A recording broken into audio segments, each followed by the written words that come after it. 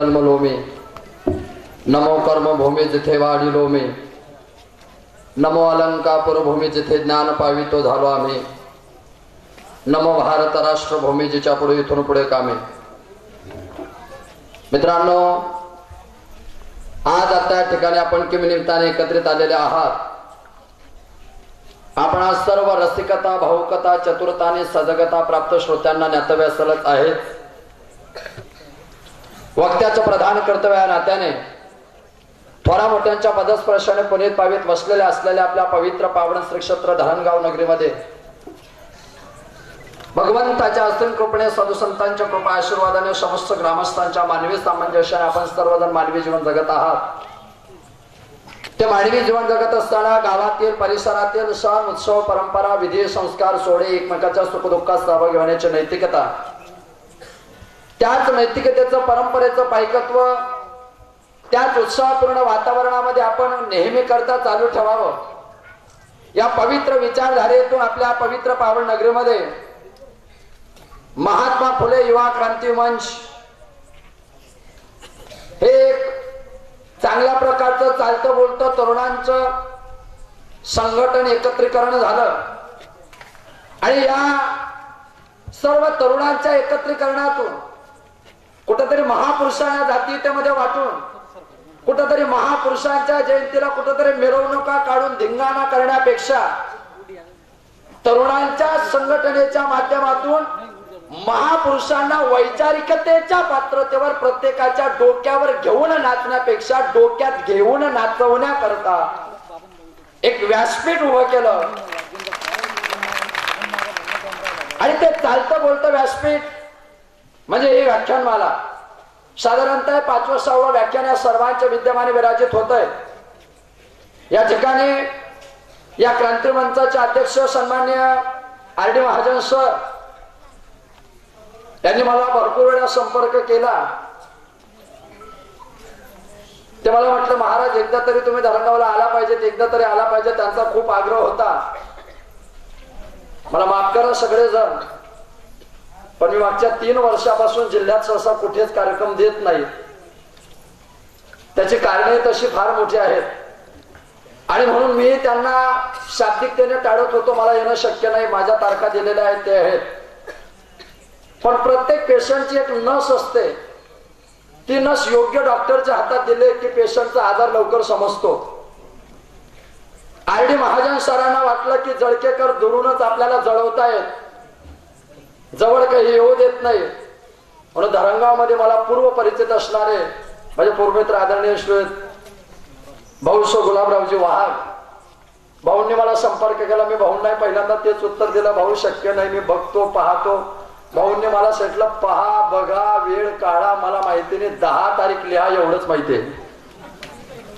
शेवटी माझा नाईलाज झाला. म्हटल्या जातं नाईलाज को क्या इलाज, त्याला मला इलाज नव्हता. त्या निमित्ताने आपल्या सर्वांसमोर सर्वांचे नाव घेणं मला नक्कीच शक्य नाही. व्यासपीठावर विराजित याच्या कार्यक्रमाचे अध्यक्ष आदरणीय श्री रविकीपरायण भगवानजी महाराज या सर्वांच्या साक्षीने, जरी माझी आतापर्यंत सगळ्यांनी सांगितलं की ते प्रखर आहेत, ते खूप ज्वलंत विचार मांडतात, टोकाची भूमिका मांडतात, जरतरची मांडतात, प्रक्षोभकतेची मांडतात, असं सगळं जरी असलं तरी आजच्या कार्यक्रमामध्ये युवा क्रांती मंचाने ती सोय खूप चांगली सोपी करून ठेवली. मला विषय त्यांनी मात्र प्रक्षोभक दिलेला नाही, मृदू दिलाय. मला विषय हृदयाला स्पर्श करणारा दिलाय. आई वडिलांविषयी मला स्पर्श दिलाय. मित्रांनो, 7 तारखेला मुक्त कैवल्य तेजोंगी भगवान श्री जगद्गुरु तुकोबराच्या वैकुंठ दिन निमित्त आता विजेचा महामहोत्सव, महाराष्ट्राचा लौकिक कुलदैवत श्री छत्रपती शिवाजी महाराज यांची तिथीनुसार जयंती, अतिशय प्रतिकूलतेच्या काळामध्ये, ज्या काळामध्ये महिलांना, ज्या काळामध्ये भगिनींना चूल आणि मूल याच्या व्यतिरिक्त उंबरठ्याच्या बाहेर सुद्धा पाऊल टाकायला परवानगी नव्हती, अशाही टायमाला महिलांसाठी शाळा काढून पहिल्या महाराष्ट्रातल्या मुख्याध्यापिका क्रांतीज्योती सावित्रीबाई फुले यांच्या पुण्यतिथी निमित्त त्रिवेणी संगम आणि त्या संगमावर मला बोलायला बोलवलंय. मित्रांनो, महाराष्ट्रीय संतांची भूमी, महाराष्ट्रीय महापुरुषांची भूमी, जगाच्या पाठीवर तुम्ही कुठेही फिरलात, किती फिरलात तरी महाराष्ट्रासारखी माती तुम्हाला सापडणार नाही. चिकित्सकाच्या दृष्टिकोनात, संशोधकाच्या दृष्टिकोनात, जर इतर प्रांतांचा, इतर राज्यांचा, इतर शहरांचा, इतर देशांचा आपण अभ्यास करत असाल तर सजग वाचक या नात्याने एक बाब आपल्याला सगळ्यांना माहिती असेल. तुम्ही जगाच्या पाठीवर कुठेही फिरा, प्रेस, रुरू, इराण, इटान, भूटान, हॉलंड, कटलॉन, New Zealand, England, Bharat, Pakistan, Afghanistan, Uzbekistan, Myanmar, Singapore, Sydney, Johannesburg, Australia, Kenya, Zimbabwe, Rome, Paris, Bermuda, उत्तर कोरिया, दक्षिण कोरिया, फ्रान्स, स्वीडन, डेन्मार्क, बाकीचे देश घरी पहा, बलुचिस्तान, तुर्किस्तान, आपला आहेच हिंदुस्थान. आशिया खंडामध्ये छोटे मोठे 52 देश आहेत. सार्क परिषद 1985 ला स्थापना झाली. 2002 ला अफगाणिस्तान त्यांचा 8वा देश आहे. या सर्व देशांना लाजवेल आणि विवेकानंद वर्णन करतील, all culture is the best culture in my Indian culture. India is the only philosophical country. जगातल्या प्रत्येक संस्कृतीला लाजवेल एवढी पवित्र संस्कृती जर कुठली असेल तर ती माझी भारतीयांची संस्कृती, तत्वज्ञानी लोकांची संस्कृती. जगाच्या पाठीवर असा एकमेव देश भारत आहे, त्याला 6 नाव आहे. या देशाला पहिलं नाव आहे अजनाभ वर्ष, या देशाला दुसरं नाव ऋतुपालत्य वर्ष, या देशाला तिसरं नाव आर्यवर्त देश, या देशाला 4थं नाव आहे इंडिया, या देशाला 5वं नाव आहे भारत, या देशाला 6वं नाव आहे हिंदुस्थान. लेकिन हिंदू को नहीं स्थान.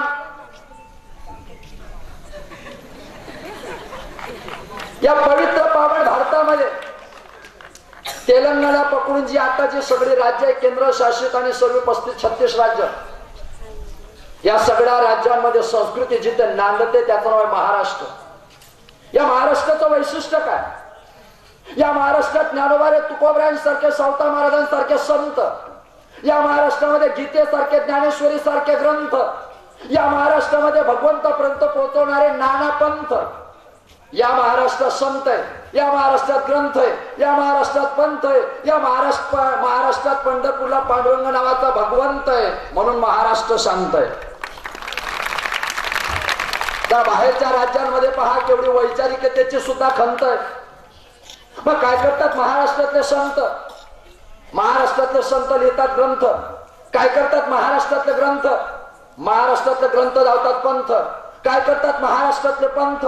पंत भेटवतात भगवंत. आणि काय करतो महाराष्ट्रातला भगवंत? अनंत जन्माच्या दुःखाचा करतो अंत. शेवटी मूळपाया संत. मग पवित्रता महाराष्ट्राच्या मातीला आहे. या मातीमध्ये आम्ही जन्माला आलोय, माणूस म्हणून आम्ही जन्माला आलोय.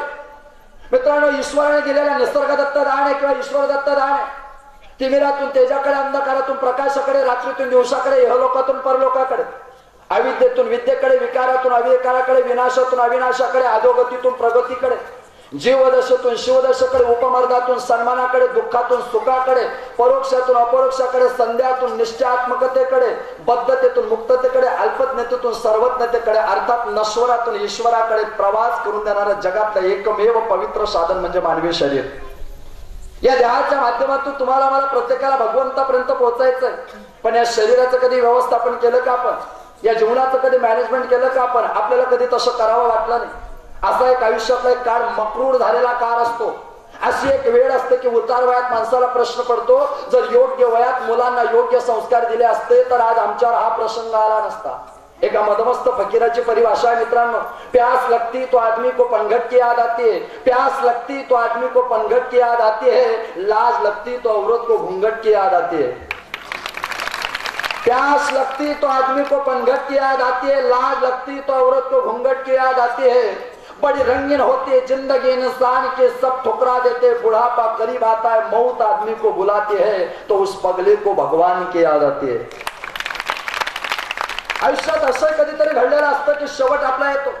आयुष्याचं मॅनेजमेंट जमलं पाहिजे, व्यवस्थापन जमलं पाहिजे. आम्ही MBA मध्ये शिकतो, आमच्याकडे व्हिजन पाहिजे, फर्स्ट सेकंड पाहिजे मिशन, थर्ड पाहिजे डायरेक्शन, फोर्थ पाहिजे युनिटी ऑफ कमांड. त्याच्यानंतर आमचं 5वं लक्षण आहे एंट्री करिअर स्टेबल स्टेज, 6वं लक्षण आहे मिडल करिअर स्टेबल स्टेज, 7वं लक्षण आहे इकॉनॉमिकली स्टेबल स्टेज, पण turning point technically stable stage. जी लोक पायाने चालतात ती लोक अंतर कापतात, जी लोक पायाने चालतात ती लोक अंतर कापतात. मित्रांनो, जी लोक डोक्याने चालतात ती लोक जगावर राज्य करतात. ठरवा आपले पाय चालावे का डोकं? कधीतरी आम्हाला प्रश्न पडतो, माणसाच्या पाय चालत असावे का डोकं? तुमचा तर्क काय? डोकं चालतं. तुम्ही इथे आला कोणाच्या भरोशावर? डोक्याच्या. कुणाच्या? मग चालतं काय? खरं तर डोकंच चालतं, नाही पाय चालतात. तुम्ही म्हणा तुम्हाला पटेल तसं चालवा, कॉन्ट्रॅक्ट एज्युकेशन सिस्टीम करू नका, उगा आमची संभ्रमित अवस्था करू नका. मित्रांनो, खरं तर चालतात पाय, खरं तर चालतात पाय, पण त्या माणसाचे पाय चालतात ज्याचं डोकं चालतं. ज्याचं डोकं चालत नाही त्याचे पाय अशा सत्संगाच्या व्याख्यानात येऊच शकत नाही. आमचे डोके brain is same but mind is different. आकाराने वाढलो आम्ही, विचाराने वाढत नाही. आमची शोकांतिक आहे. वैचारिकतेचा पाया जर मजबूत असला तर यशस्वीतेचे शिखर सहज गाठता येतात, ही आपली परंपरा आहे. मग मित्रांनो, आपण जीवनाचं व्यवस्थापन करायला दिलंय आपल्याला 100 वर्षाचं आयुष्य. एका रत्नकाराने असं सांगितलंय, प्रथमं नार्जितं विद्या, द्वितीयं नार्जितं धनं, तृतीयं नार्जितं पुण्यं, चतुर्थं किं करिष्यति. वयाच्या 25 वर्षापर्यंत अभ्यास करा, 25 ते 50 वर्षापर्यंत केलेल्या अभ्यासावर पैसा कमवा, 50 ते 75 पर्यंत कमवलेला पैसा चांगल्या ठिकाणी खर्च करा. या 3 टप्प्यात जर 3 गोष्टी जमल्या नाही तर माफ करा, 4थ्या टप्प्यात सुनबाई सुद्धा पाणी पाजू शकत नाही. आपण ठरवा ना आपलं आयुष्य कसं करायचंय. मग अभ्यास करायचा म्हणजे काय? माझ्यापुढे सगळे तरुण वारकरी संप्रदायाचे मित्र मंडळ, अभ्यास म्हणजे काय? अभ्यासाकरता नियमेन अल्पहारी ब्रह्मचारी श्वान निद्रा तथा एवच. आयुष्यामध्ये अभ्यासी जीवनाची एक शिदोरी असते. मित्रांनो, 25 वर्ष विद्या ही कधीच संपत नाही, म्हणून माणसाने अखंड विद्यार्थी राहिलं पाहिजे. घोष वाक्य ज्या महात्म्याचे संतान डॉक्टर बाबासाहेब आंबेडकर. डॉक्टर बाबासाहेब आंबेडकरांकडे सुद्धा अभ्यासाची ताकद होती आणि महात्मा फुलेंकडे सुद्धा अभ्यास होता. तो दोन्हीच्या अभ्यासामध्ये बदल होता. ज्या वर्षी महात्मा फुले विश्व सोडून गेले त्याच्या पुढच्या वर्षी डॉक्टर बाबासाहेबांना जन्मशताब्दीचं वर्ष आहे. ही विशेषता आहे दोन्हीच्या. एक महापुरुष जातोय आणि दुसरा येतोय. ज्यावेळेस दोन्हींच्या जाण्या येण्याची सांगडता घडते. डॉक्टर बाबासाहेब आंबेडकरांची जी अभ्यासावरची पकड होती ती नक्कीच महात्मा फुलेंची नव्हती. पण महात्मा फुलेंची जी विचारधारा होती ती या पद्धतीची होती. माझा जो आजला समाज आहे, महिलांना चूल आणि मूल याच्यामध्ये जे मर्यादित अवस्थेमध्ये ठेवलेलं आहे, त्या महिलेला जगाच्या पाठीवर यशाचं शिखर यशस्वीतेपणे गाठता यावं याच्याकरता पहिला अस्पृश्यांसाठी सुद्धा प्रयत्न करणारा महात्मा, त्याचं नाव महात्मा फुले. अलीकडे आम्ही कोणालाही महात्मा म्हणत असू तो भाग सोडून द्या.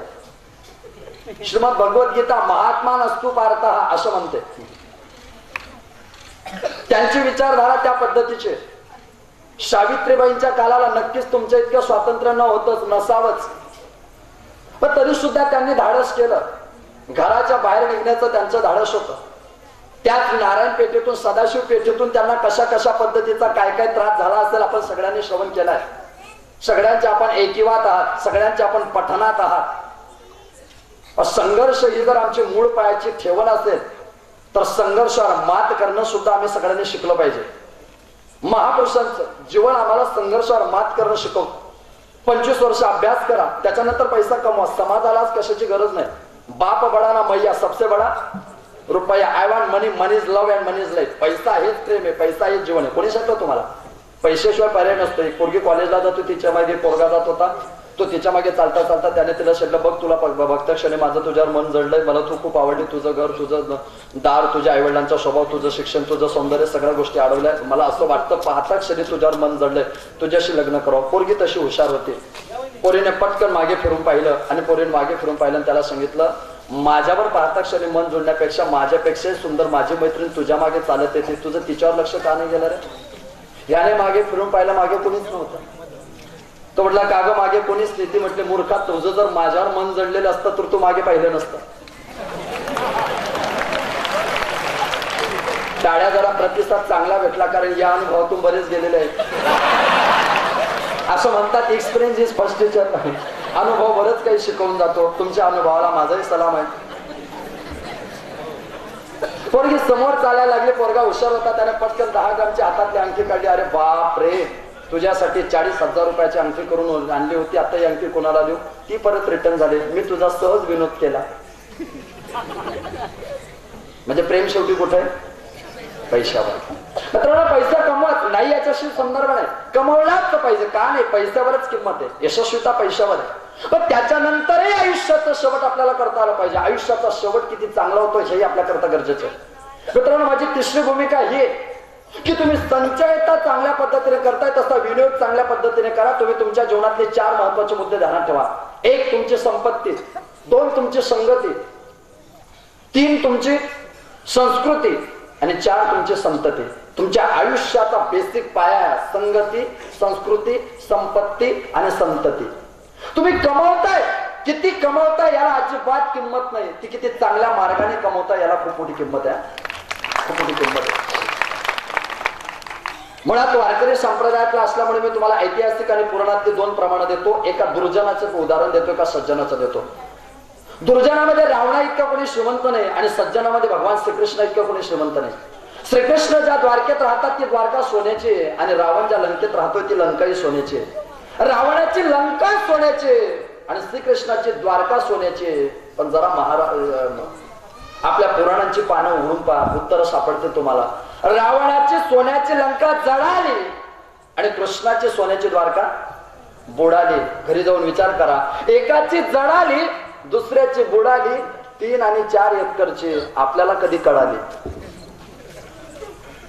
आणि म्हणून 3 गोष्टीचा गर्व करू नका. संपत्तीचा गर्व करू नका, म्हणजे श्रीमंतीचा गर्व करू नका, सौंदर्याचा गर्व करू नका आणि विद्वत्तेचा गर्व करू नका.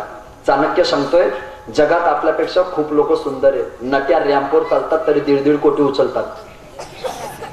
आपण त्या मानाने कुठेच नाही. श्रीमंतीचा गर्व करू नका. वयाच्या 11व्या वर्षी शेअर बाजार मध्ये पैसे अडकवणारा वॉरेन बफे याच मातीत झाला, याच विश्वात झालाय. सकाळी उपवाशी राहायचं आणि संध्याकाळी फक्त 1 टायमाचं जेवण भेटलं पाहिजे. म्हणजे 20 किलोमीटर एका टायमाच्या जेवणासाठी पायी चालणारा स्टीव्ह जॉब्स याच जगात जन्माला आलाय. हे विसरून चालणार नाही. श्रीमंतीचा गर्व करू नका, सौंदर्याचा गर्व करू नका आणि मायक्रोफोन सारख्या फोनचा शोध लावणारे सुद्धा शास्त्रज्ञ या मातीत जन्माला आलेले आहेत. विद्वत्तेचा गर्व करू नका. मित्रांनो, पैसा शेवटपर्यंत टिकत नाही. संपत्ती महत्वाची नाही, संपत्तीच्याही पलीकडे महत्वाची ते संतती. माझं म्हणणं, पैसा कमवायचा कोणासाठी? आपण कमवलेला पैसा आपल्यासाठी कमवायचा असतो, तो मुलांसाठी कधीच योग्य नसतो. तुमचा पोरगा जर चांगला असेल तर त्याला बापाच्या इस्टेटीची गरज नाही. मनगटात त्याचा जोर येतो, स्वतः पैसा कमवेल. सज्जन पोराला बापाच्या पैशाची गरज नसते, फक्त बापाच्या संस्काराची गरज असते. आणि वाईट पोरगा तुमचे पैसे चांगल्या मार्गाला लावणारच नाही, त्याच्यामुळे ते कमवायचेच नसतात. म्हणून पैसा आपल्या समाजाने सगळे वयाच्या 40व्या वर्षापर्यंत इतका पैसा कमवा की नंतरची 40 वर्ष जागेवर बसून आरामात खाता आले पाहिजे. इतकं मॅनेजमेंट आहे का आपल्याकडे? नक्कीच नसावं. आपण त्या वादात पडतही नाही. कधीतरी विचार आपण केला पाहिजे, आयुष्याची सांभाळ घालता आली पाहिजे. आपल्या संततीचा विचार केला पाहिजे. गेलात कधी मंदिरात, गेलात कधी एखाद्या सज्जनाच्या महात्म्याच्या चरणाविंदात नतमस्तक झाला तर विनंती करा, ठाकुर जी आपके चरणों में गिड़गिड़ा कर मैं एक बात आपको कहने वाला हूँ. पहली बात तो मुझे बेटा देना नहीं, पहली बात तो मुझे बेटा देना नहीं. अगर मुझे बेटा दिया तो मुझे धनवान बेटा कभी भी मत देना. अगर मुझे बेटा दिया तो धनवान बेटा कभी भी मत देना. मुझे बेटा देना एक देना और रहा वो धनवान मत देना. मुझे बेटा देना विद्वान, क्योंकि मैं जानता हूँ धनवान के द्वार कभी खड़ा नहीं रहता विद्वान, लेकिन विद्वान के चरणों में खड़ा रहता है. दुनिया का सबसे बड़ा धनवान को बेटा देना विद्वान. अरे एखादा स्वामी विवेकानंद आमच्या उदरी येऊ दे की ज्याच्या तत्वज्ञानासमोर सगळे अमेरिका सुद्धा लाचार होते. केस वाढून देवानंद सगळ्यांच्या घरात झाले, पण ज्ञान वाढून विवेकानंद झाले नाही. शोकांतिका यांची. आम्ही का नाही या पद्धतीने विचार करत? आमच्या संततीविषयी आमची धोरणं काय? आमच्या पोरांचे आयुष्य म्हणजे काय? मुलांचं असेल किंवा बापाचं आयुष्याची ठेवण काय? मला पुरुषांसाठी जर आयुष्याची व्याख्या करायची असेल तर मी एका वाक्यात सांगेन, आयुष्य म्हणजे काय? आयुष्य म्हणजे जुगार. सगळ्यांना परिचित आहे.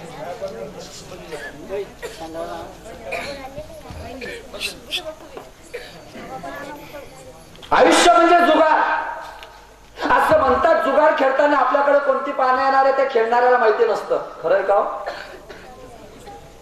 बरोबर. जुगार खेळताना आपल्याकडे कोणती पानं येणार आहे ते खेळणाऱ्याला माहिती नसतं, पण आलेल्या किती खराब पानामध्ये जो बाजी मारून येतो तोच तर खरा जुगारी असतो. मित्रांनो, आता तुम्ही या व्याख्यानाला बसलेले आहात, पण उद्या सकाळी 8 वाजता तुमच्या आयुष्याच्या जुगारात कोणतं दुःखाचं पान पडणार आहे हे तुम्हालाही माहिती नाही, मलाही माहिती नाही. पण आलेल्या किती दुःखाच्या पानामध्ये तो यशस्वीतेची, भगवंताच्या प्राप्तीची बाजी मारून येतो. आयुष्याचा खरा जुगारी तोच ठरतो. पानं 52 असतात, पण पिसणारा एकच असतो. पानं 52 असतात पण सगळ्यांना पिसणारा एकच असतो. संख्या 125 कोटी पण पिसणारा परमेश्वर एकच असतो. त्याच्या नजर ज्या दिवशी जाईल त्या दिवशी तुम्हाला आयुष्यात अर्थ कळेल. महिलांसाठी मला विचारलं व्याख्या काय करायला आयुष्याची. आयुष्य म्हणजे काय? तुमच्यासाठी आयुष्य म्हणजे रांगोळी. महिलांसाठी आयुष्य म्हणजे रांगोळी. ती रांगोळी किती ठिपक्यांची काढायची हे पुस्तकात लिहिलेलं असतं. रांगोळी किती ठिपक्यांची काढायची हे पुस्तकात लिहिलेलं असतं. पण काढलेल्या रांगोळीमध्ये कोणते रंग भरायचे ते रांगोळी काढणाऱ्या दिदीच्या मनामध्ये असतं. मित्रांनो, आयुष्याची रांगोळी किती वर्षाची काढायची हे परमेश्वराच्या हातात असतं. आयुष्याची रांगोळी 60, 70, 80 किती वर्षाची काढायची हे परमेश्वराच्या हातात असतं. पण काढलेल्या 70 वर्षाच्या रांगोळीत माणुसकीचे कोणते रंग भरायचे ते मात्र आपल्याच हातात असतं. आपण ठरवायला आपल्या आयुष्यात आपल्याला रंग कोणते भरायचे. वारकऱ्यांच्या भाषेत मला विचारलं आयुष्य म्हणजे काय, तर मित्रांनो आयुष्य म्हणजे हार्मोनियम आहे. आयुष्य म्हणजे हार्मोनियम. हार्मोनियमच्या सगळ्याच पट्ट्या महत्वाच्या असतात म्हणून काही सगळ्याच एका टायमाला वाजवायच्या नसतात. हार्मोनियमच्या सगळ्याच पट्ट्या महत्वाच्या असतात म्हणून काही सगळ्याच एका टायमाला वाजवायच्या नसतात. काही पट्ट्या सोडून द्यायच्या असतात, काही पट्ट्या वाजवायच्या असतात. वाजवलेल्या पट्ट्यांनी कधी गर्व करायचा नसतो आणि सोडलेल्या पट्ट्यांनी कधी अपमान मानायचा नसतो. कारण सोडलेल्या पट्ट्या जर सुटल्या नसत्या तर वाजवलेल्या पट्ट्यातून संगीताचा राग तयार झाला नसता. हे वाजवलेल्या पट्ट्यांनी विसरायचं नसतं. आयुष्यात काही अपयश येणाऱ्या तुमच्या माझ्यासारख्या पट्ट्या असतात, काही यश प्राप्त केलेल्या पट्ट्या असतात. म्हणून यश केलेल्या पट्ट्यांनी कधी गर्व धरायचा नसतो आणि अपयश आलेल्या पट्ट्यांनी कधी अपमान मानायचा नसतो. कारण हा सगळा संगीताचा खेळ असतो. आज याचा राग असतो तर उद्या दुसरा राग असतो. आयुष्य असंच होतं. लाईफ इज सिंग पट्यात संगीत. जेवढे गीत आहे ते गाता गाता संपवलं ना मोठा आनंद आपल्याला उपभोगता येतो. आयुष्यामध्ये आपल्याला प्रत्येकाला महत्वाची भूमिका आहे. संपत्ती संतती महत्वाची. आज आपल्या पोरांच्या बाबतीत आपली विचारधारा काय मला माहिती नाही. याच मुद्द्यावरून आपल्याला पुढे खूप मोठा प्रवास करायचा आहे. माझा तिसरा मुद्दा मित्रांनो आपल्या सगळ्यांकरता गरजेचा आहे. त्याचं नाव आहे संगती. सरांचा आमचा विषय तिथं महाराजांकडे बसल्यानंतर झाला की संगतीचं काय करणार. नारद भक्तिसूत्र असं सांगतात दुस्संग सर्व थैवतेच्या. वाईटाची संगत सर्वांगाने त्यागा. तुम्ही वाईटाच्या संगतीत राहू नका. मग वाईटाची संगत म्हणजे काय. पोरगा सकाळी कॉलेजला जात होता, महाविद्यालयामध्ये जात होता, नको त्या पोरांच्या संगतीमध्ये राहत होता. वडिलांच्या लक्षात आलं बाळा ज्या पोरांची संगत तुला लागली ती पोरं वाईट आहे, ती पोरं दुर्जय आहे, ती पोरं वाईट विचाराची, वाम विचाराचे, त्यांचे विचार चांगले नाही, त्याचे ध्येय आणि धोरण चांगले नाही, त्यांच्या संगतीत राहू नको. आपल्या घराची ती परंपरा नाही. मुलगा वडिलांना सांगतो कोणाच्या संगतीत राहिलं पाहिजे, कोणाच्या संगतीत राहायला नको पाहिजे हे सांगायला मला तुमच्या प्रमाणपत्राची गरज नाही. तितकं समजणं इतकं हुशार आहे मी. वडील म्हटलं माझ्यावर भरोसा ठेव, त्याच्या संगतीत राहू नको. नाही राहणार. आई बाळा नको राहू त्यांच्या संगतीत. बाबा नाही ऐकणार. वडिलांचं पोरगा ऐकत नाही. शेवटी वडिलांना पश्चाताप झाला. एक दिवस वडील सकाळी उठले, चुलीजवळ गेले. चुलीजवळ 2-3 बारीक बारीक कोळसे होते. वडिलांनी ते 2-3 कोळसे घेतले. पोरगा कॉलेजला जीन्सची पॅन्ट परिधान करून जात होता. त्या पॅन्टच्या खिशामध्ये ते 2-3 कोळसे टाकले. पोरगा दिवसभर कॉलेजला होता. संध्याकाळी पोरगा कॉलेजमधून घरी आला. दुर्दैवाने त्याचा तळहात आणि त्याच्या शर्टची बाई काळी पडली होती. वडिलांनी विचारलं बाळा का रे हात काळा कसा झाला तुझा, शर्टची बाई काळी कशी झाली. तो बोलतो सकाळी तुम्ही माझ्या पॅन्टच्या खिशामध्ये ते कोळसे टाकले होते, नॅपकिन, रुमाल, मोबाईल, पैसे काढताना माझा हात कोळशाला लागला आणि हात काळा झाला. वडिलांनी शेटलं बेटा खरं सांग तुझा हात कोळशाला लागला का तू कोळशाला हात लावला. तो म्हटला बाबा काढ्याला कोणी हात लावत असतं का हो. लागला. खरं सांग तुझा कोळशाला लागला का तू लावला. लागला ही नैसर्गिक क्रिया आहे आणि लावला ही कृत्रिमता आहे. लागला ही नकळत भूमिका आहे आणि लावला ही जाणीवपूर्वक भूमिका आहे. मग तुझा कोळशाला लागला का लावला. पोराने शेटलं बाबा माझा कोळशाला लागला नाही, लावला नाही, तो नकळत लागला. वडिलांनी शेटलं बेटा माझ्यावर विश्वास ठेव, तुझा नकळत कोळशाला हात लागला तरी हात काळा झाला. सज्जन माणसाला नकळत वाईटाची संगत झाली तरी सज्जन बदनाम होत असतात. म्हणून अशाच्या संगतीत जायचं नसतं. कधी आपल्या मनामध्ये आपण कुणाच्या संगतीत राहिलं पाहिजे. सत्संगेन परमप्राप्य दुस्तरम तरते चिरा तस्मादती प्रयत्न सत्संगम सततम कुरु. आमच्याकडे सुभाषित रत्नकारी परिभाषा वापरतात. पण आम्ही कधी संगतीचा विचार आमच्यावर येऊ देत नाही. वाईटाची संगत माणसाला नरकाला नेते. मित्रांनो दुर्योधन चांगलाच होता पण कर्ण चांगलाच होता पण दुर्योधनाची संगत होती. आयुष्य बर्बाद झालं.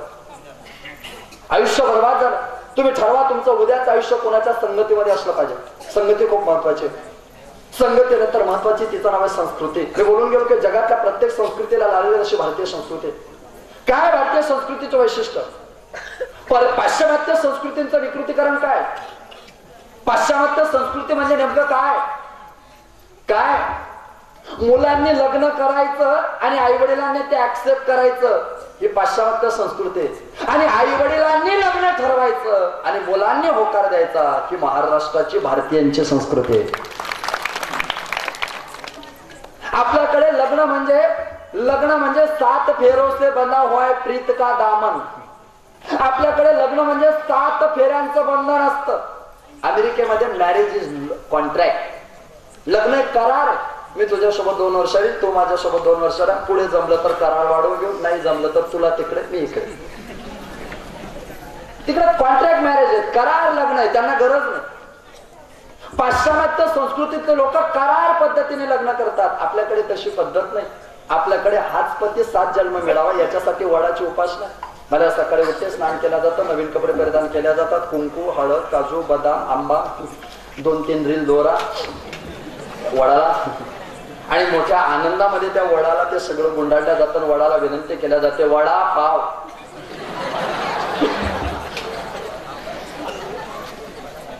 आपल्या बस स्टँडचा नाही, वडा म्हणजे झाडा वडा पाव. अर्थात तो जर पावला असता तर हा पिऊन आला नसता. हायस्कूलला पिऊन तरी पिऊन, वा रे वा पिऊन. समस्या आहे मित्रांनो. आपल्याकडे एक संस्कृती, जन्म देते आई वडिलांच्या उपकारातून आपण अखंड उत्तीर्ण होऊ शकत नाही, पण अखंड आई बाबांची सेवा करणे आपली परंपरा आहे. परवा एका मित्राची भेट झाली. काय कसं आहे तुझा प्रपंच, तुझा मॅरेज लाईफ कसं आहे, तुझं विवाह उत्तर जीवन कसं आहे? तो म्हटलं आनंदात आहे. वहिनी साहेब आनंदात आहे, मुलं आनंदात आहे, मुलं खूप चांगली शिकतायत, पत्नी मी आम्ही सगळे आनंदात हो. अरे तुझे आई बाबा? माझे आई बाबा ना माझ्याकडेच असतात, माझे आई बाबा माझ्याकडेच राहतात. त्याच्यानंतर दुसऱ्या एका मित्राची भेट झाली. का रे तुझी काय परिस्थिती, तुझं कसं आहे? मुलं आनंदात आहे, पती पत्नी संसार आनंदात आहे, आणि आई बाबा? हो हो मी आई बाबांकडेच राहतो. माझी दोन्ही वाक्य लक्षात घ्या. पहिला मुलगा सांगतोय आई वडील माझ्याकडेच राहतात, आणि दुसरा सांगतोय मी आई वडिलांकडेच राहतो. पहिला बोलतोय आई वडील माझ्याकडे राहतात, याच्यातून तो त्याचा अहंकार दाखवतोय की मी त्यांना वागवतोय. पण दुसरा मी आई वडिलांकडे राहतोय, याच्यातून हे दाखवतोय की माझं बालपण आनंदात जावं. याच्याकरता ज्यांनी स्वतःच तरुणपण जाळलं त्यांचं म्हातारपण आनंदात जावं, याच्याकरता माझं तारुण्य मी जाळायला तयार आहे. कधी आपण या पद्धतीने विचार करत नाही. शोकांतिक आहे माझं बोलणं, कदाचित तिथं बसलेल्या काही लोकांना पटणार नाही, नक्कीच पटणार नाही. नोकरीवाल्यांनी जितके आई वडिलांचे हाल केले तितके शेतकऱ्यांनी केलेले नाही. माझं बोलणं पटणार नाही, मी माफी मागतो. आणि तुम्हाला पुढे चांगलं समाधान भेटावं त्याच्यासाठी दुसरं वाक्य असं वापरतो. नोकरीवाल्यांनी जितके आई वडिलांचे हाल केले तितके शेतकऱ्यांनी केले नाही, आणि दारू पिणाऱ्यांनी जितके चांगले वागवले तितके माडकऱ्यांनी वागवले नाही. आणि आता बरं वाटलं तुम्हाला की काहीतरी बाबा ठीक आहे, म्हणजे बरं आहे, म्हणजे आपल्यावरच ह्यांचं हे चालू आहे. तुम्ही संशोधन करून पहा. माझ्या वाक्यात कसूबरही वाक्यात खोटं निघणार नाही. संशोधकाला कोण्या गोष्टीचं वावडं नसावं या अनुषंगावर मी बोलतोय तुमच्याशी. आहेत तुमच्या डोळ्यासमोर येतील तसे दृष्टांत, तशा समस्या दिसतील तुम्हाला. आई बाबा ओझ आहे का आमच्या करता? आई वडील आमच्या करता ओझ आहे? काय आईची व्याख्या? खुद की पसंद से मिलते हो पत्नी होते, खुद के पसंद से मिलते हो पत्नी होते, लेकिन पगले भाग्य और नसीब से मिलते हैं ना वो मां होती. जवानी का रंग ढंग हो, नौकरी के सेटलमेंट हो, वेल सेट की लाइफ हो, एक लड़की देखने के लिए जाओ तो 10-10 खड़ी रहती है. जवानी का रंग ढंग हो, नौकरी का सेटलमेंट हो, वेल सेट की लाइफ हो, तो एक लड़के देखने के लिए जाओ 10-10 खड़ी रहती है, लेकिन एक दिन अपनी मां मर जाए तो लाखों में ढूंढो वो नहीं मिलती है, वही तो मां होती है. इसलिए छोटा भाई समझकर मेरी एक कहानी सुन लो. पसंद से मिलने वाली पत्नी के लिए भाग्य और नसीब से मिलने वाले माँ बाप को कभी मत ठुकराना. स्वतःच्या आवडीने भेटणाऱ्या पत्नीसाठी नशिबाने भेटणाऱ्या मायबापांना टाळू नका. बायको मेली मरू नयेच. ब्रॅकेट नाही. माझा परिचय करून देताना त्यांनी सांगितलं की ते कायदा शिकतायत. खरं तर मी त्यांना ह्या गोष्टी सांगितल्या नव्हत्या, पण त्यांचा एक विद्यार्थी माझ्यासोबत कॉलेजला लॉ कॉलेजला सोबत आहे. त्याने सांगितलं की ते महाराज लॉ पण करतायत. असं जरी असलं तरी इथं मी वकिली करणार नाही, कारण अजून मी पुरा नाही, पण इतका पुरा नक्कीच आहे. सेल्फ डिफेन्स, आत्मसंरक्षणापुरते नक्कीच सगळ्यांनी पूर्ण व्हावं. आई जीवनाचं सार आहे. पत्नी कुणाचीच मरून आहे, पण एणकेच आईने तारुण्याच्या उंबरठ्यावर जर एखाद्याची माता पत्नी वारली, जर तारुण्यात पत्नी मेली तर दुसरी मिळते, पण जर आई गेली ना आयुष्यात आई मिळत नाही.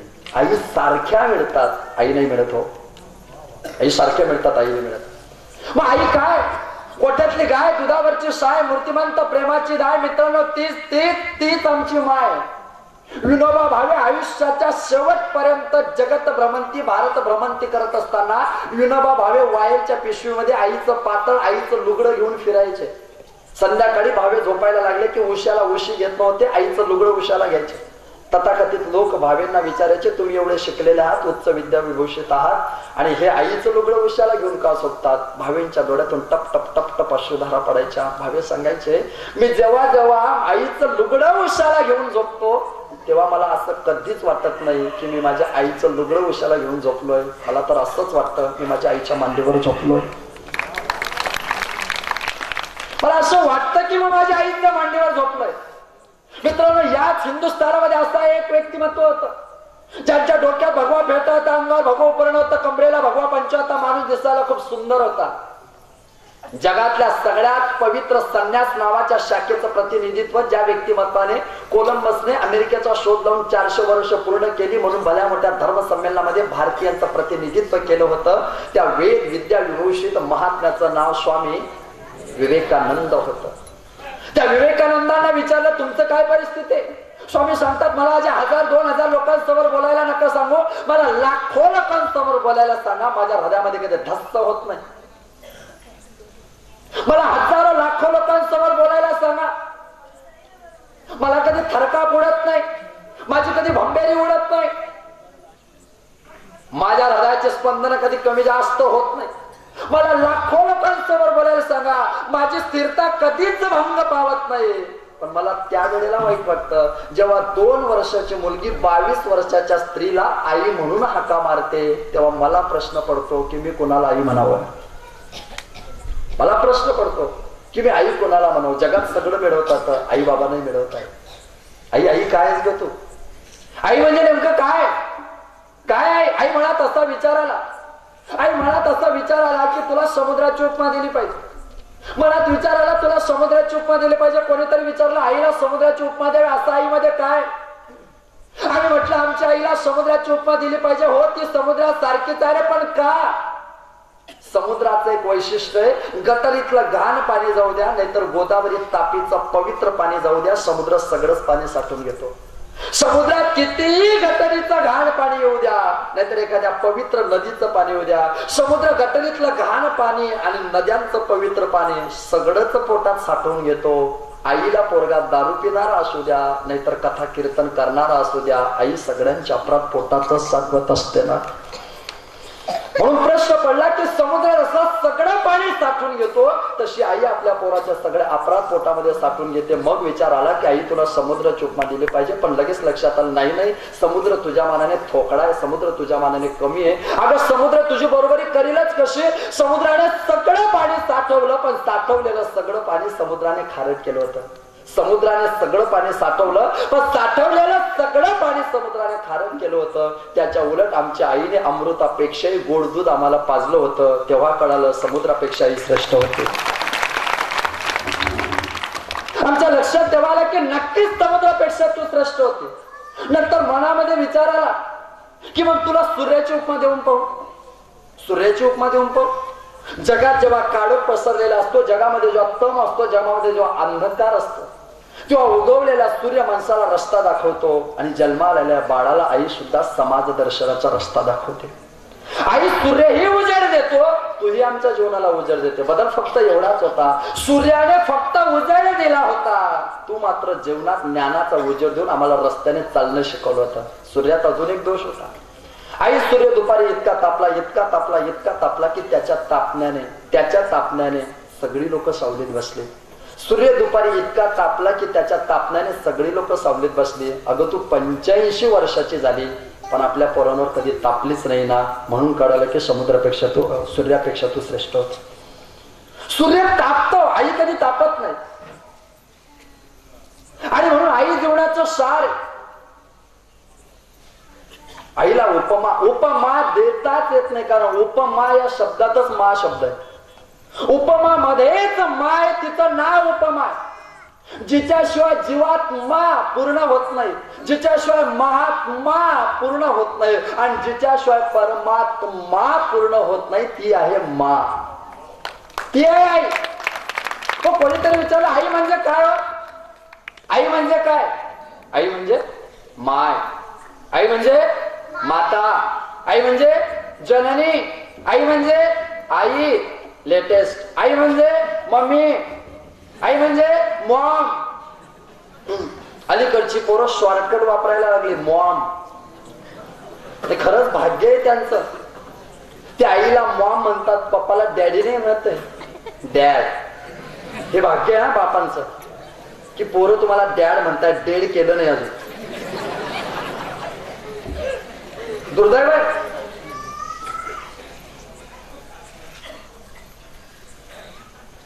अमर विश्वकोशाच्या विश्व शब्द रत्नाकर मध्ये आई म्हणजे माय, माता, जननी, माऊली हे आई शब्दाचे प्रतिशब्द आहे. हा आई शब्दाचा अर्थ होऊ शकत नाही. मग आई शब्दाचा अर्थ काय? विश्वकोशात शब्दाचे प्रतिशब्द सापडतात, अर्थ तर जगात मिळतात. संध्याकाळी 4:30 वाजता शाळा सुटते, संध्याकाळी 4:30 वाजता शाळा सुटते. 4:45 माझा पोरगा घरी येतो, आणि 4:45 माझा पोरगा घरी आला की 4:15 वाजता मी त्याला नाश्त्याची प्लेट तयार करून त्याच्या हातामध्ये देते, त्याला खायला देते. आज 5:30 वाजले पण माझा पोरगा शाळेतून घरी का आला नाही असं म्हणताना दर 2 मिनिटाला दरवाजातून अर्धा किलोमीटर पर्यंत रस्त्यापर्यंत जिची नजर घालवते आणि हृदयामध्ये घालमेल होत असते, ती झालेली घालमेलीची तळमळ स्थिती हा आई शब्दाचा खरा अर्थ असतो. हा आई शब्दाचा खरा असतो. हा कोणा विश्वकोशात मिळत नसतो, तो हृदयाच्या अनुभवाच्या जगतातून मिळत असतो. आई खरंच सर्वस्व असतं. आम्ही कधी विचार नाही करत त्या पद्धतीने. आई खरंच आमच्या करता काय करू शकते, काय नाही करत आपल्या लक्षात येत नाही. या देशाचे माजी उपराष्ट्रपती के. कृष्णकांत वारले होते, आठवत असेल कोणाला आठवा. के. कृष्णकांत वारले होते, त्यांचं काहीतरी 63 ते 65 वय होतं. के. कृष्णकांत वारले तेव्हा त्यांच्या 92 वर्षाच्या आई जिवंत होत्या. आणि मित्रांनो, हृदयाला पीड पाडणारं चित्र होतं ते. 62 वर्षाच्या पोराचं प्रेत जेव्हा 92 वर्षाच्या आईने मांडीवर घेऊन दूरदर्शनवर ते चित्र दावलं होतं, तर अख्खा महाराष्ट्र ढसाढसा रडला होता की मुलगा कितीही मोठा असला तरी आईसाठी तो मुलगाच असतो, आईसाठी तो मुलगाच असतो. आज आपल्या आईविषयी आपली धारणा काय? ऐसी कौन सी चीज है जो यहाँ नहीं मिलती, ऐसी कौन सी चीज है जो यहाँ नहीं मिलती. सब कुछ मिलता है पगले, सिर्फ माँ बाप की दुआ नहीं मिलती. जगाच्या बाजारात काय नाही भेटत, सगळं भेटतो, आई बाबाने भेटत. आई काय असते, वडील काय असतं, ज्याला नाही त्याला विचारा ना. आई बाबाचं काय वर्चस्व असतं, आई बाबाची काय ताकद असते, आईचं विशेषत्व काय असतं. लहानपणी जेव्हा एखाद्याची आई जाते त्यावेळेस बघा आईची परिस्थिती काय. एक मुलगा 1.5, 2, 2.5 वर्षाचा पोरगा, त्याची आई वारली, आई वारल्यानंतर रडायला लागला, त्याचे वडील रडायला लागले. 2, 2.5 वर्ष आनंदात निघून गेले. गावातल्या गल्लीतल्या सगळ्या लोकांनी त्यांना समजून सांगितलं, भावकीतली नात्यातली लोकांनी मित्रमंडळी आले, अरे वयाच्या 32व्या वर्षी तुझी पत्नी तुला सोडून गेली, अख्खं तारुण्य पडले, फक्त 3 वर्षाचा एक पोरगा, मित्रा कसा जगशील. अरे पोटाच्या भाकरी करता आणि आजारपणातल्या आश्रया करता पत्नी पाहिजे. आणि म्हणून सगळ्यांनी त्याला आग्रह केला, त्याने दुसरं लग्न केलं. पोरगा 5 वर्षाचा झाला, त्याचा पहिल्या पत्नीचा पोरगा. दिवसेंदिवस पोराची तब्येत कृश व्हायला लागली, चेहऱ्यावरची प्रसन्नता कमी झाली, अतिशय पोरगा नाराज दिसायला लागला. वडिलांनी एक दिवस त्याची पत्नी बाहेर गेलेली असताना बाळाला विचारलं, बाळा का रे तुझी तब्येत दिवसेंदिवस कमी होते, तुला सावत्राई खाऊ घालत नाही का, सावत्राई तुला पाहिजे तशी वागणूक चांगली देत नाही का, बाळा सांग ना. तुझ्या जन्म देते आई आणि तुझी आत्ताची सावत्राई, या दोन्हीमध्ये काय बदल आहे. पोरगा रडायला लागला. रडत असताना वडिलांनी त्याला जवळ घेतलं, आपल्या कुशीमध्ये घेतलं. बापही रडायला लागला. मला माहिती बेटा, आई आई असते, पण सांग ना बेटा, तुला तुझ्या सावत्र आईने तुझ्या जन्म देते आईमध्ये काय बदल वाटतो? पोराने सांगितलं, बाबा मी सांगू शकत नाही. रडणाऱ्या माणसाला तुम्ही का रडता असं विचारलं की तो जास्त रडतो. पोरगा रडायला लागला, हुंके देऊन रडायला लागला. सांग ना बाळा सांग. अरे तुझा बाप आहे, मी कोणाला सांगणार नाही. पोराने सांगितलं, बाबा तुम्हाला खरं सांगू का, माझी जन्म देते आई होती ना ती खूप खोटं बोलायची, आणि माझी सावत्र आई ना ती खूप खरं बोलते. वडिलांच्या लक्षात येईना, अरे तू असं काय जातो? हो बाबा, जिने मला जन्म दिला होता आणि 3 वर्षापर्यंत मरेपर्यंत माझा सांभाळ केला, ती माझी जन्म देते आई खूप खोटं बोलायची. मी 2 वर्षापासून अनुभवतोय बाबा, माझी सावत्र आई खूप खरं बोलते. माझी सावत्र आई कधीच खोटं बोलत नाही. माझी आई नेहमी खोटं बोलायचे. बाळा माझ्या लक्षात येत नाही, माझ्या हृदयाची घालमेल होते. तुझी सावत्र आई यायच्या अगोदर मला सांग, तुला नेमकं काय म्हणायचंय? पोराने उत्तर दिलं, बाबा मी जर काम ऐकलं नाही, मी जर तिने अभ्यास करायचा सामुळे गल्लीमध्ये खेळायला लागलो, मी जर त्या आईचं ऐकलं नाही, माझ्या आईने मला 2-4 वेळा हाका मारली तरी मी ऐकलं नाही, तर माझी आई मला घरातून सांगायची, बेट्या थांब, संध्याकाळी तुझ्या वडिलांना घरी येऊ दे, त्यांच्याजवळ तुझं नाव सांगते, तुला मारायला लावते. माझी आई तसं म्हणायची, पण संध्याकाळी तुम्ही घरी आले की तुम्हाला सांगायची नाही, कारण ती खोटं बोलायची. बाबा माझी आत्ताची आई खरं बोलते. तिचं जर काम ऐकलं नाही, तिला जर मी जर एखाद्या शब्दाला प्रतिशब्द दिला तर ती पटकन सांगते, बेट्या थांब, तुला संध्याकाळी आज मी जेवायलाच देणार नाही. ती खरंच बोलते बाबा, आणि मला जेवायलाच देत नाही. बाबा माझ्या सावत्र आईमध्ये, माझ्या जन्म देते आईमध्ये हा बदल आहे बाबा. अर्थात तिथे एखादी सावत्र माता असेल ती आपल्या मुलाला नक्कीच प्रेम देत असेल, माझा द्रोह तिथं बोलायचा नाही. पण असं का घडतं आपण कधी विचार का नाही करत की अरे ती माय असते, ती जीवनाचं सर्वस्व समर्पित करते. कधीतरी विचार करा, दवाखान्यामध्ये ऍडमिट केल्या जातं, पटकन डॉक्टर साहेब सांगता या फॉर्मवर सही करा, या स्त्रीचे पती मीच, या फॉर्मवर सही करा, आणि तुमच्या पुढे 2 पर्याय, तुम्हाला मुलगा पाहिजे का पत्नी पाहिजे? मी सांगतो मुलगा मेला तरी चालेल, पण माझ्या जीवनाची जोडीदारी माझ्यासोबत जगली पाहिजे. पण आई दवाखान्यात जात असताना डॉक्टरला हाताने इशारा करते, मी मेली तरी चालेल, पण माझ्या वंशाचा दिवा जगला पाहिजे. असा विचार जे स्ट्रेचरवर करते ना ती आई असते. असा विचार जे करते ती आई असते. आज त्या ताईविषयी आपली काय भावना आहे? आज त्या मुलीविषयी आपली काय भावना आहे? आज त्या महिलांविषयी आपली काय भावना आहे? सगळी लोक म्हणतात वंशाला दिवा पाहिजे, वंशाला दिवा पाहिजे. आमचं म्हणणं आहे मित्रांनो, वंशाला दिवा पाहिजे, मी व्याकरणात बोलतो, पटलं तर घ्या. सगळे म्हणतात वंशाला दिवा पाहिजे. अरे पण ज्याला ज्याला दिवे लावायचे असतात त्यांना त्यांना पणती लागते ना. पणतीच नसेल तर दिवा कसा लागेल? माझे वाक्य पुन्हा घ्या, पणती नसेल तर दिवा कसा लागेल? पण तीच नसेल तर हा दिवा लागेलच कसा? आम्ही सहज म्हणतो एका यशस्वी पुरुषाच्या मागे एका स्त्रीचा हात असतो. तो असतो म्हणजे नेमका कसा असतो? तर तो याच पद्धतीचा असतो. कृपेने अखंड जिचे आशीर्वाद वलयता आमच्या मागे उभी असते ना, ती आपली आई असते. आम्ही किती लोकांनी आई समजून घेतली नाही? वाटलं आम्हाला कधी आईला समजून घ्यावं. वृद्धाश्रमात गेला तर डॉक्टर वकिलांसारखी लोक सापडतात. हो, त्यांची पोरं वृद्धाश्रमात आहे, त्यांची पोरं वृद्धाश्रमात आहे. त्याच तो जा कधी आपल्या जळगावच्या सावखेड्याला अविनाश आचार्यांचा वृद्धाश्रम आहे. एकदा भेट घेऊन पहा, तुम्हाला कळेल की किती बिकटता असते. डोळ्यातून अश्रुधारा येतात की परमेश्वरा आम्ही नेमकं जगावं कसं? मी नेहमी आई वडिलांना, सुज्ञ आई वडिलांना, कदाचित आताच्या सुशिक्षित पिढीच्या विरोधात वाक्य असेल माझं, पण मला बोलू द्या मित्रांनो, पोरं इतकी अडाणी ठेवू नका की त्यांना पापी जगाशी संघर्ष करता येणार नाही. पोरं इतकी अडाणी ठेवू नका की त्यांना पापी जगताशी संघर्ष करता येणार नाही. हात जोडतो तुमच्या पुढे, इतकी जास्त शिकवूच नका की तुम्ही मेल्यानंतर त्यांना सुट्टीवर यायला सुद्धा लाज वाटेल. काय कामाची एवढी शिकलेली पोरं की ज्यांना जन्म देत्या मायबापांना करता वेळ जर देता येत नसेल तर काय कामाची शिकलेली पोरं? मित्रांनो, शिक्षणाने माणूस सुशिक्षित होतो, शिक्षणाने माणूस सुशिक्षित होतो, पण वारकरी संप्रदायाचा आश्रय घेतला तर माणूस सुसंस्कृत होतो. आज आमच्या पोरांना सुशिक्षितपणापेक्षा सुसंस्कृतपणाची गरज आहे.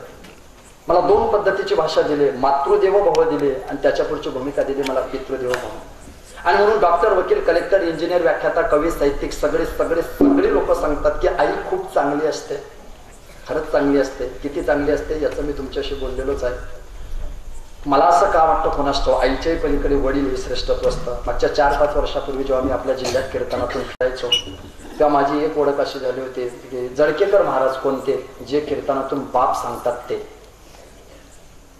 जळकेकर महाराज कोणते की आई सांगताना सगळेच रडवतात, पण बाप सांगताना सुद्धा जो लोकांच्या डोळ्यातून अश्रू आणायचा प्रयत्न करतो. हा माझा अहंकार नाही, तुमचा भाऊ म्हणून बोलतोय तुमच्याशी. आम्ही वडिलांना खरं समजून घेतलं. आई काय असते, वडील काय असतात, बाप काय, आई म्हणजे काय. आम्ही कधी वडिलांनाही समजून घेतलं पाहिजे. वडीलही खूप महत्वाचे असतात आमच्या प्रत्येकाच्या घराकरता. आई मला भूक लागली म्हटलं की 2 टायमाचं ताट वाढणारी आई सगळ्याच लोकांना दिसले. आई का मला भूक लागली लवकर जेवायला वाढ. आई मला भूक लागली म्हटलं की 2 टायमाचं ताट वाढणारी आई सगळ्याच लोकांना दिसते. पण त्याच टायमाला रात्रंदिवस कष्ट करून 5 एकरची जमीन घेऊन तुमच्या आयुष्याच्या जेवणाची तयारी ज्या बापाने केली, तो बाप किती तरुण पोरांच्या लक्षात राहिला, किती तरुणांच्या लक्षात राहिला की खरंय माझ्या बापाने माझ्यासाठी एवढे कष्ट केले, खरंय माझ्या बापाने माझ्यासाठी रात्रीचा दिवस रक्ताचं पाणी हाडाचे काळतळ हाताच्या फोडाप्रमाणे मला सामावून एवढं सगळं कमवलंय. आई मला 1 रुपया दे, आई मला 1 रुपया दे म्हटलं की पाकिटातून 1 रुपया काढून देणारे सगळ्यात तरुण भगिनींना आणि बांधवांना दिसले. आई मला 1 रुपया दे म्हटलं की पाकिटातून 1 रुपया काढून देणारे आपल्या सगळ्यांना दिसले. पण त्याच टायमाला स्वतःजवळ पैसे नसताना सुद्धा 5 रुपये टक्क्याने व्याजाने पैसे काढून सुद्धा तुमच्या शाळेचे 1.5 लाख रुपये फीस ज्या बापाने भरली, तो बाप किती तरुणांच्या लक्षात राहिला. अरे एकदा तर लक्षात घ्या, तुम्ही जे शाळा शिकता मित्रांनो, तुमच्या शाळेचे 1.5-2 लाख रुपये डोनेशन तुमच्या बापाने व्याजाने पैसे काढून भरलेलं होतं. अरे त्या बापाने व्याजाने पैसे काढले, व्याजाने पैसे काढून तो बाप जगत होता. त्याने विचार केला नाही की शेती आम्हाला साथ देईल का नाही. त्याने विचार केला की पहिलं पीक कपाशी मला साथ देईल, कपाशी विकली की व्याजाचे पैसे फेडून टाकेल. मध्येच पाऊस पडला, कपाशीने धोका दिला, त्याच्यानंतर भावानेही धोका दिला, त्याच्याही भावाने धोका दिला आणि कपाशीच्याही भावाने धोका दिला. असा धोकेच खात असलेला आपला बाप जीवन जगत होता. मित्रांनो, अशा बाप जीवन जगत असताना किती वाईट परिस्थिती. परवा माझ्या मित्राने मला एक कविता ऐकवली, मला धस्स झालं. मी शेतकऱ्याचा पोरगा नाही, त्याच्यामुळे शेतकऱ्यांविषयी काही वाईट घडलं तर मला जास्त वाईट वाटत नाही. मी शेतकऱ्याचा पोरगा नाही, मी त्याच्याही खालचा एका मजुराचा पोरगा आहे. कधी कधी धस्स होतं हृदयामध्ये पाहिलं, शेतकऱ्यांची अवस्था पाहिली की. माझ्या मित्राने मला कविता ऐकवली. काट्या कुट्याच्या खावोनी खासता माझ्या गावाकडे चल माझ्या दोस्ता, काट्या कुट्याच्या खावोनी खासता माझ्या गावाकडे चल माझ्या दोस्ता. कशी शेतात मळतात माणसं, हो कशी रानात राबतात माणसं.